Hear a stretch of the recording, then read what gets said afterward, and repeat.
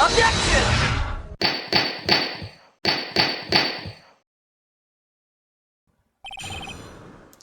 Sister Iris' cover-up. After Mystic Elise died. Okay. Oops, hold on. Go back, ma'am. I'm not done here. So you waited until everything was over before making a move? No, it's not like that. She saw someone murdered right in front of her eyes. It's not surprising that she was a little timid. Yes, I suppose that's true. Sometimes when I'm watching lawyers argue back and forth with each other, I feel so helpless that I just sit quietly and wait for them to reach a conclusion. Isn't it your job as a judge to mediate the argument? It wasn't until Mystic Maya saw me that it finally dawned on her what she had done. So then, you knew? You knew that's the significance of the name Maya Fey? Yes, of course I did. That's odd. I mean, Sister Bikini didn't recognize Maya's name, let alone her position.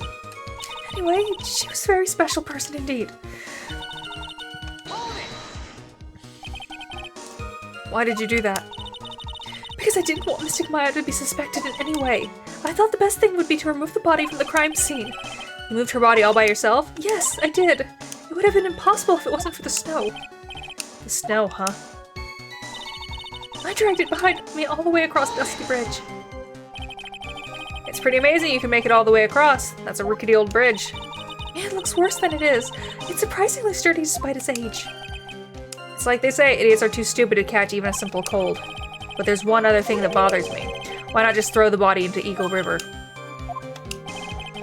It would have been much easier than dragging it all the way to Hazakura Temple. I thought that it would still cast too much suspicion on Mystic Maya. That's why I tried to take the body as far away as possible. Huh, makes perfect sense to me. For the time being. Anyway, why did you do after you crossed the bridge? The snowmobile? I knew that would show up sooner or later. Yes, I had the key. I used the snowmobile to travel from Hazakura Temple to Dusky Bridge. This is the part that was in question the other day. Should I ask for more details? If you really did move her body by snowmobile, then there should be tracks left in the snow, right? Well, yes, naturally you wouldn't expect tracks. This picture was presented on yesterday's trial. Are these the tracks from that ride? Yes, I think they are. But I can only see one set of tracks here. I don't see what's so strange about that. Snow was still falling when I left Hazakura Temple. I see. Snow was still falling, huh? And then when the murder took place, it had already stopped. That's why there are fresh-looking tracks. How about it, Mr. Wright? What do you think about this testimony? When the murder took place, the snow had already stopped? That doesn't make sense if you stack it up against the other evidence. Your Honor, I'd like the statement Iris just made added to the testimony. But does it have something to do with this case? All will be made clear if you allow our statement to be added to the records. Huh. That should be fun. Let me see something. Snow 7.2 approx. Murder was at 11.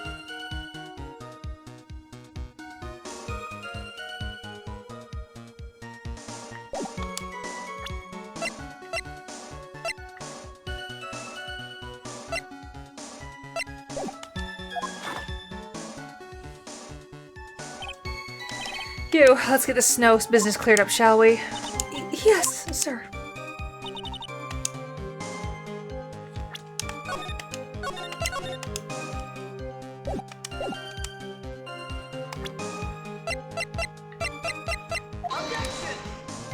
Maybe not. Nope.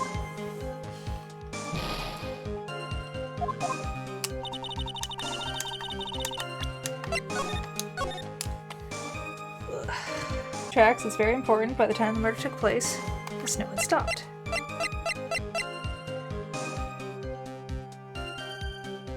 The fourth statement. Oops. What happened? The snow had already stopped? Maybe I have to do this for according to you. That's why the snowmobile tracks were so clear. That's right, I'm certain of it. I think I've trapped her this time.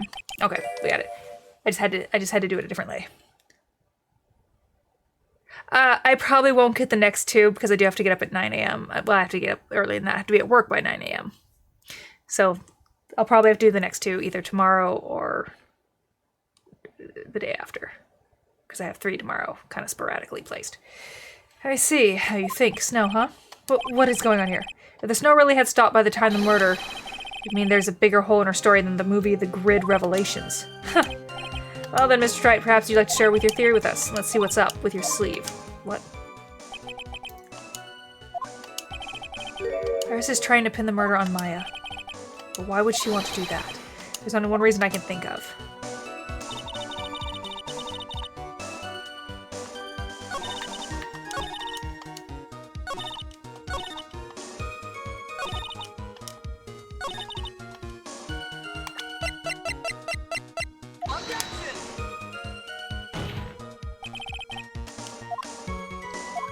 No?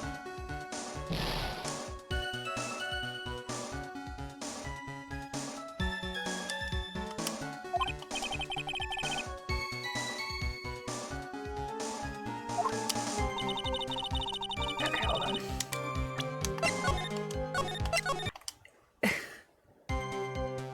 Yeah.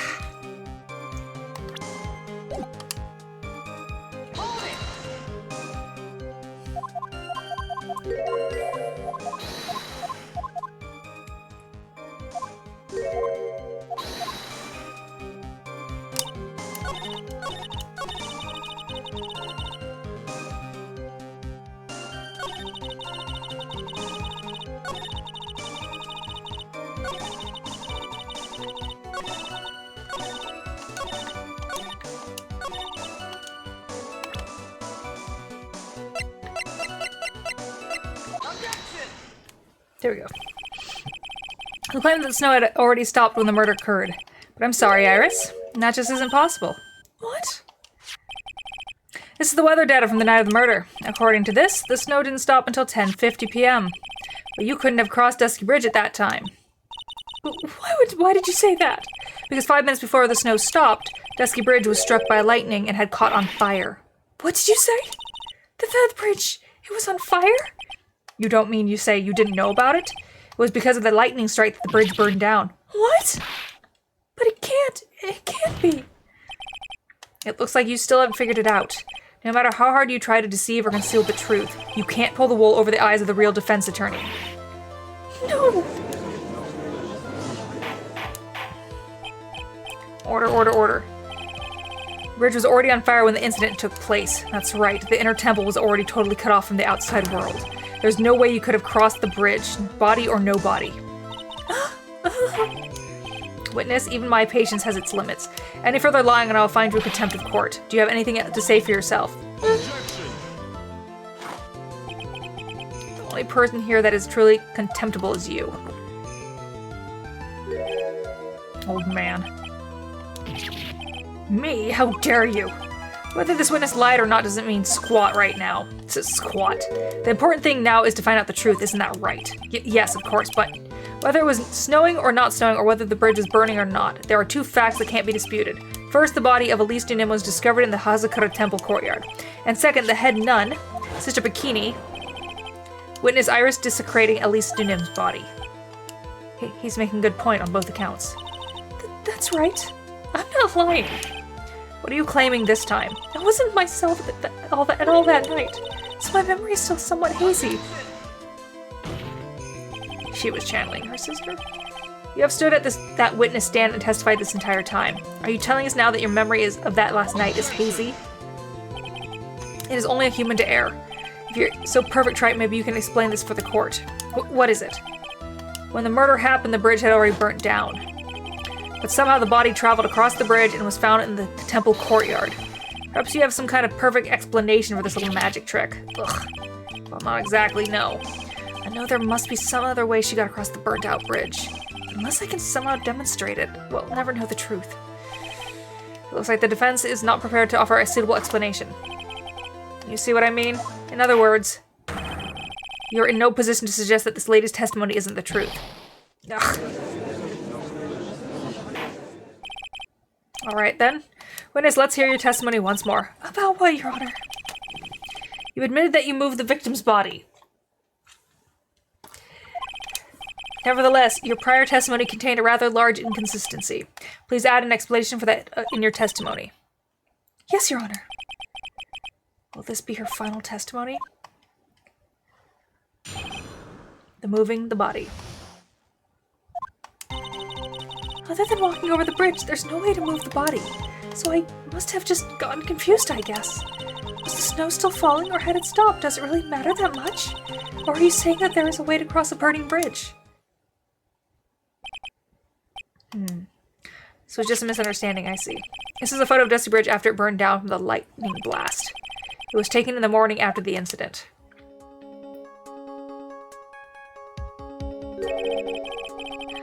She swung the body over, didn't she? It certainly was burned to a crisp, and one of the suspension wires even snapped. It's amazing the whole bridge didn't fall.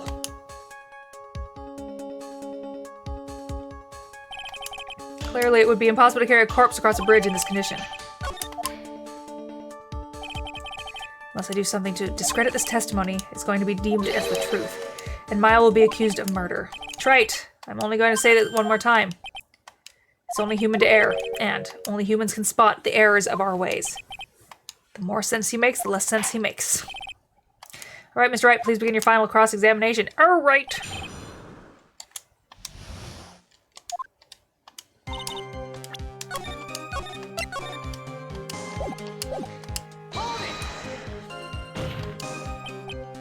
Yes, but if the snow had already stopped when the incident took place, I couldn't have crossed the bridge, naturally. But I think it's just like Mr. Cadeau said. The body did make it across somehow. So I must have just gotten confused, I guess. But you seemed to be quite sure of yourself when you gave your testimony. You said you were sure the snow had already stopped. I'm terribly sorry. I was wrong. Does she really think an apology is going to get her off the hook? Was the snow still falling or had it stopped? Does it really matter that much? Yes. This is no joke. You're giving sworn testimony in a court of law. Well, Mr. Wright, let me ask you a question. Do you remember what the weather was like 1 week ago today? Huh? Well, no, I wasn't murdering someone, though. Well, naturally, it was, You see? It's not that easy to remember, is it? But if it had been some kind of special day, I would have remembered. For example, if it was pouring rain on the day of my elementary school graduation. No one wants to hear about your childhood traumas, Trite. What? By the time the murder took place, the snow had already stopped. If you insist on obsessing over that one statement, let's see the proof. Show some evidence that the body somehow crossed the bridge while it was on fire. Are you saying that there's a way to cross the burning bridge? Well, I don't see why there couldn't be a way to cross. Mr. Wright, don't you think that sounds a bit silly? A dead body crossing a burning bridge. My guess is... yeah. Did anyone actually witness such a thing? Huh. If there was, I don't think you'd call someone like that a witness. After all, a dream isn't the same as actually seeing something. Come all this way, I owe it to everyone to figure this out. But how do you transport a body across a burning bridge? Even if I don't know the exact answer yet, it's okay. I'll start by examining all my evidence and see where it takes me.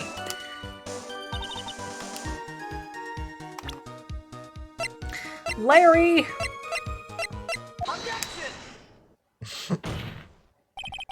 A dead body flying over a burning bridge. I wouldn't exactly rule out the possibility. What? You're saying it's possible? Don't make me laugh. The only thing that's possible about your claim is that it's been pulled out of thin air. I don't know about that. In any case, we have a witness who did see it happen. Preposterous. Preposterous. Who is it? Who is this witness? I can't chicken out here. I've got to keep on attack and go, go, go. Mrs. Elise Duman's brilliant, highly gifted apprentice, Laurice Dunim. Brilliant?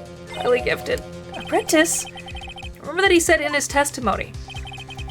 At night he was at the Mountain Shack, Heavenly Hall, and that's when he witnessed the event. I think you've all seen this sketch before. It's an exact drawing of what he witnessed that night. Are you serious? Today's not April Fool's Day, is it? Mr. Wright, are you seriously claiming that the victim flew through the air? And you're using this pathetic scribble to support your argument? Uh-oh. The judge looks like he's about to blow a gasket.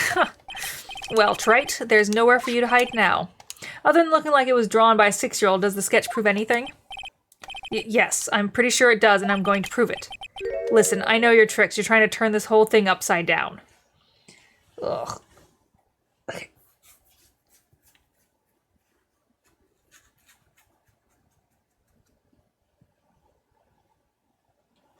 Okay. Can't pick up thing with my hand. Turn this whole thing upside down. If you're so eager to turn this case upside down, why not start with this sketch? Upside down? Why did Godot say that? Alright then, let's hear the defense's theory. What exactly is the sketch trying to show? I don't think old Whiskerface is going to forgive any more mistakes. Oops. No. No.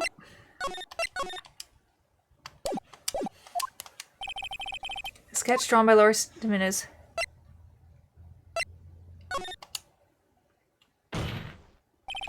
Of course the victim was flying through the air. You can see it right there in the sketch. Whoosh. You know, you're starting to remind me of yesterday's witness. What? That was the last thing I wanted to hear. Do you have any evidence that the victim flew through the air? Just so you know, we haven't discovered a giant human catapult in the inner temple yet. Ugh, I wish they had. Even if you're a lousy lawyer, at least you're on... Here's the thing. I know he wants to protect Maya just as much as Phoenix does, and that's why he's giving hints. Even if you're a lousy lawyer, at least you're 1 cup's worth of entertainment. Because I already know... What was his name? Arnando? Or whatever. He was Mia's old partner and was boyfriend. If you're a lousy lawyer, at least you're 1 cup's worth of entertainment. I think we should skip the penalty this time. Ugh, there must be some other way, I just know it. There must be a way to use Larry's sketch to show the truth of what happened. Alright then, the witness will now return to her testimony. Yes, Your Honor.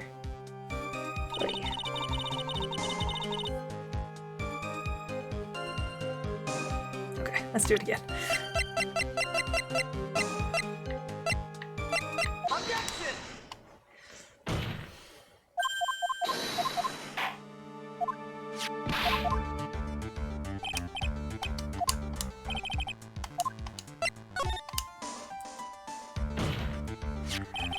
Something is obviously funny about this sketch. I'm no art critic, but even I can see that. No, that's not what I meant, Your Honor. Maurice Dunham stated over and over that the sketch was exactly as he saw it. However, if we're to believe his testimony, then the sketch contradicts reality as we know it. It contradicts reality? Huh. This is getting interesting. Looks like you're back to that finger-pointing thing again. Okay, Wright. So what exactly contradicts reality as we know it? Be that.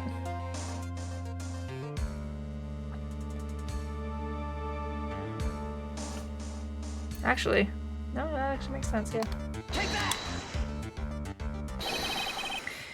It's this wire connected to the bridge. The wire? Because, yeah, there was no suspension wires there on the bottom. It's upside down. Is that the thing that contradicts reality? It is indeed.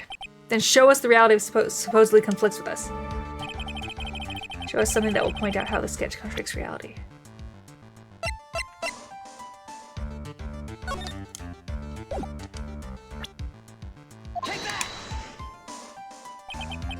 That's a photo of the Dusky Bridge, correct? Yes. Now compare the sketch and the photo for a minute. In the sketch, the wires appear to be above the guard wires. But on the actual Dusky Bridge, jumping Jehoshaphat's! The wires are below the guard wires. What? Order. The sketch is somewhat different than what's depicted in the photo. However, isn't it likely that the artist just saw it wrong? Or perhaps she just drew it wrong? Either way, it sounds like you're just wrong.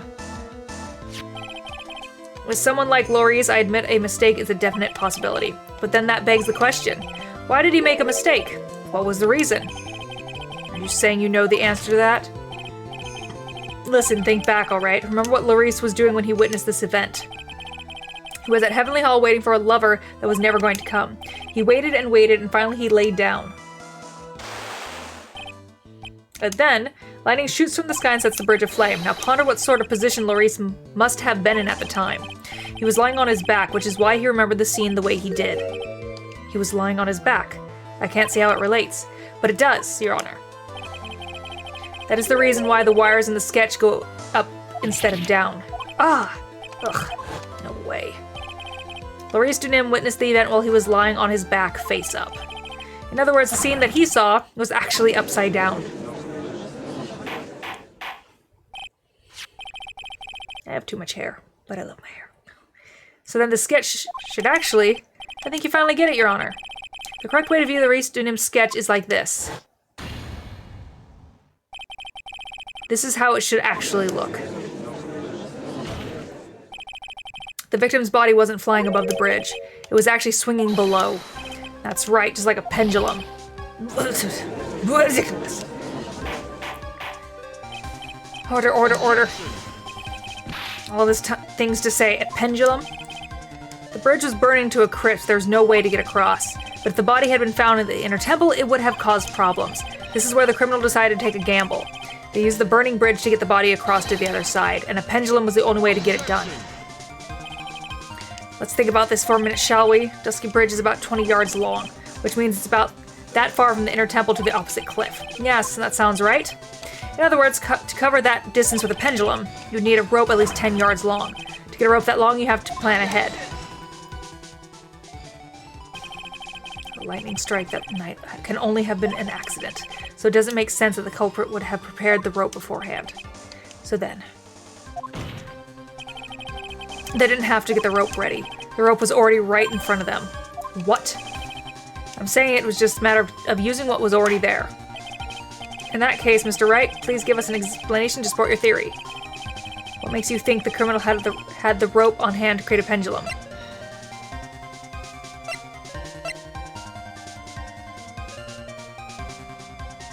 Oh, okay. Right there, isn't it? And the meaning of this is, if you want to know where the rope came from, it's hanging right there in front of your glorious beard. Ah, this is one of the wires from the bridge. When the lightning struck the bridge and set it on fire, one of the suspension wires came loose from the anchor. The criminal didn't have any time to waste, so they tied the wire around Elise Dunim's body.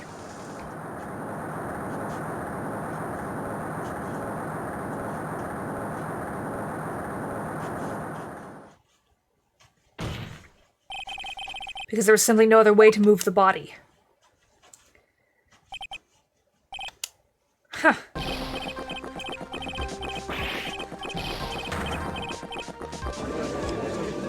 Calm down, man. Mr. Godot? Seems that Mr. Godot is more focused on his coffee than answering my question. It seems that the odds of the rope being readily available were very high, so I suppose that is not an impossibility after all. Possible or impossible? That's not the question we need to ask. There's only one question: that really happened. Trite, I wonder if you can prove what happened to us. Do you have any actual evidence that the body was swung over like a pendulum?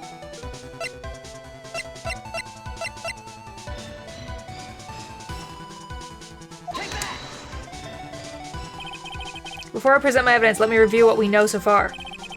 According to the photo, one of the wires snapped. Looking at the map, we can see it's on this side and was in the front of the temple. So then, that was the spot where the criminal... Yes, precisely. Now let's consider the body's movement by looking at the overhead map again. If the body was pushed from this point here, it would drop on the opposite bank of approximately at this point. Did you say drop? Well, they must have failed to catch the body on the other bank. What? What makes you think something like that happened? Because I have evidence that suggests her body dropped some distance. Oh, what kind of evidence? Take a look at this autopsy report. It says here that her body fell about 10 feet after her death. 10 feet, huh? Oh yeah, it was after. That's most likely the height difference between the two sides. The body overswung due to the forward momentum, but then came loose and fell about 10 feet. And then as a result of the landing impact, this crystal sphere was knocked loose. That's... Yes, this blood-stained amethyst crystal. It's the one that came off Miss Elise Dunim's staff. And even more important is the place where the crystal sphere was found. Indeed, I believe it's already marked on this overhead map. The crystal was found... Precisely, Your Honor. In the very spot where the pendulum would arrive if given the right amount of speed.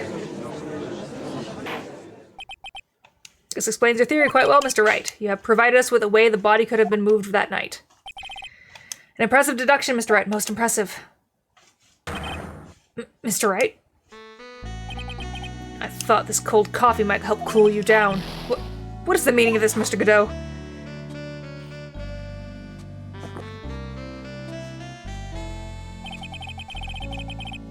That was a dark and bitter guess that you made, Trite, but you forgot about one thing. Oh, and what would that be? The aroma. Huh? The coffee's most reliable accomplice is its deep and profound aroma. The rest of the court doesn't speak Coffinese. Can you elaborate a bit more? If the criminal had sent the body to the other side like you say, how did she get across? Then naturally there must have been an accomplice lying in wait to catch it. An accomplice? The criminal wasn't able to cross Dusky Bridge, so who collected the body? What do you have to say about that, Trite? Well, it had to be Iris because she's still on that side. Mr. Godot's correct, this can't be the work of a single person. Well, Mr. Wright, you know what you must do. Yes, Your Honor.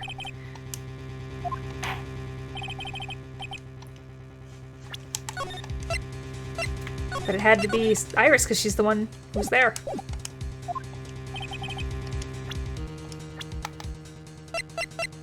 I believe it was Iris.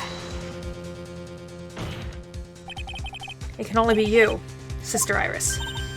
Huh? But I don't see why you're so surprised. The only way to transport the body from Dusty Bridge is by snowmobile. But with her bad back, Sister Bikini could never pick up a body like that. You're the only one that could have managed it. Trite, were you even listening to the witness's testimony? On the night of the crime, this little cutie pie was on the clean-up duty of the Inner Temple Garden after the mother-daughter bloodbath. I haven't forgotten, but I have you, Mr. Godot. This witness was also seen at Hazakura Temple, desecrating the corpse of the victim. Strange indeed. It's almost as if, on that night, the defendant was in two different places at the same time. Sister Iris, let me ask you something. Why didn't you mention it when you first gave your testimony? Mention what? The pendulum, of course. Using this sketch drawn by an eyewitness, I have established how the body was moved using the burnt-out bridge, which means it's now a fact that this occurred, something you should have already known. No, I had no idea. I didn't know anything about a pendulum. But the body couldn't have been passed along to the other side without your help. So you should have known about it. In fact, it'd be impossible for you to be clueless about the whole thing. Unless you're not really Iris to begin with. What? How can you say that, Mr. Wright? What kind of nonsense is this? You're saying this witness isn't Iris of the Hazakura Temple? Are you serious? Trite? You mean that this woman is... There's no one besides Iris that could have received the corpse that night. Now I get it. Now I know why I've been sick to my stomach this whole trial. Why her whole demeanor changed so suddenly from yesterday. And why she's trying to pin this murder on Maya. The woman that's standing here at the witness stand. Her real name is...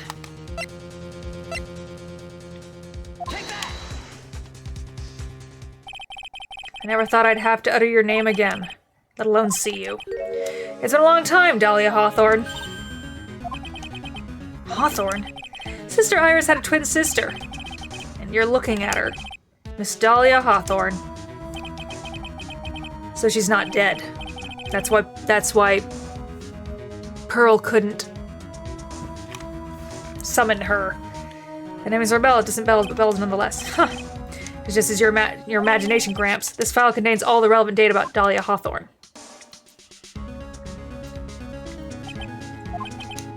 Oh yes, I remember now, that case 5 years ago. My name is Dahlia Hawthorne. I just want to say, it's an honor for me to be in your presence. Or no, it's ours all mine. No, ours all mine. Blah, blah, blah. You guys all fucking suck. But, according to this, Dahlia Hawthorne is already dead. It says her execution was carried out last month.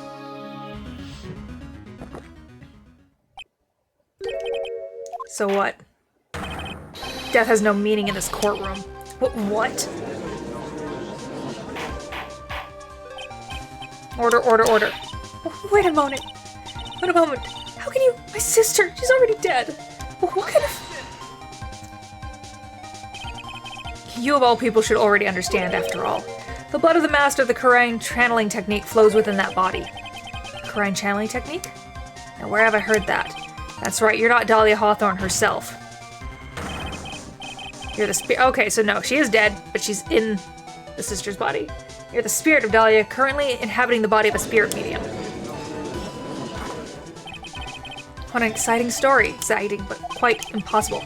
You're asking us to buy that Dahlia Hawthorne just happened to be channeled by someone on the very night of the murder to a temple where her twin sister Iris was? Well, if you're going to put things that way, then yes. We're supposed to believe in a coincidence like this just happens?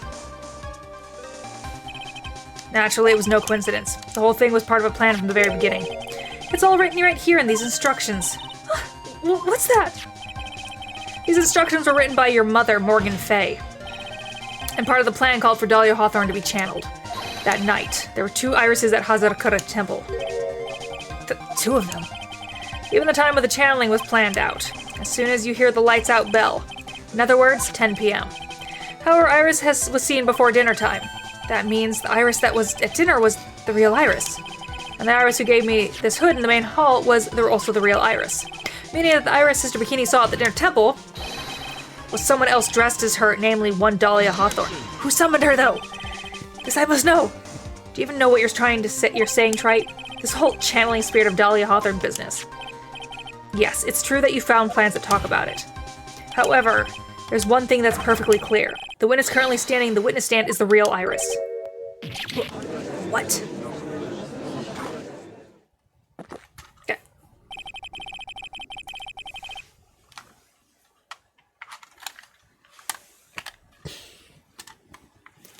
Calm down and remember what you know about the night of the crime. After meeting Sister Bikini, the Dahlia Hawthorne that had been channeled would have been stranded on the inner temple due to the lightning strike.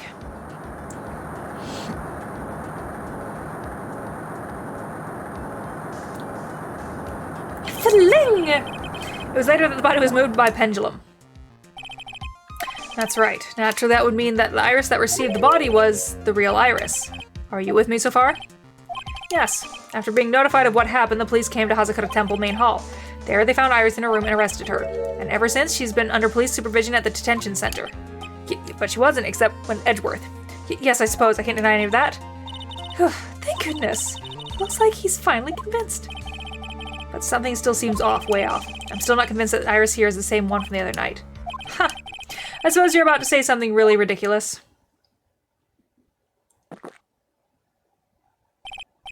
Like the real Iris and the spirit of Dahlia somehow switched places? Switched places? To be perfectly honest, there are still quite a few things I don't understand, but I do know that unless we confirm the witness's identity, we can't continue with this trial. Iris doesn't have the spiritual power needed to channel Dahlia, which means they must have switched places somewhere.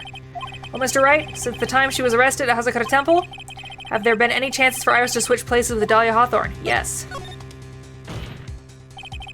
Your Honor, I think there might have been one chance. Oh, explain yourself. Yesterday, for a few minutes, Iris' whereabouts were unknown. Unknown? What do you mean? What I mean is, there was a span of time in which Iris was able to move about freely unsupervised. Well, who was it? Who would give a murder suspect time to move about freely like that? I'm sorry. I know you didn't mean to. It wasn't your fault. The person who gave Iris a chance to freely move about was...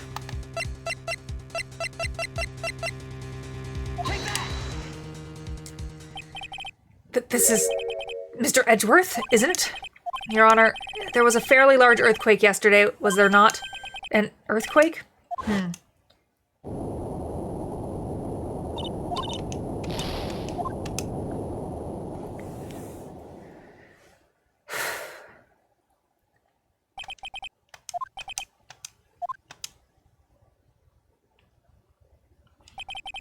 We went to the inner temple right away. And it's true, Iris was already there. However, they had already switched places by that point in time. When I arrived at the training hall, I was met by none other than Dahlia Hawthorne. That's quite enough already, Mr. Wright. Now see here, no judge in his right mind. Be quiet. It's been a long time, Mr. Judge. That voice. Guess I'll have to ask again. Upon meeting a beautiful lady, always ask for her name and profession. That's one of my rules. Dahlia Hawthorne, and my current profession permanently retired. Ha! So you're not going to bother hiding your identity anymore, huh? Why should I? After all, I'm dead. There's really nothing you can do to punish me. What is going on here? Dahlia Hawthorne. I never thought we'd meet again, and I never thought we'd meet like this. But this time, I'll end it. For her and for myself.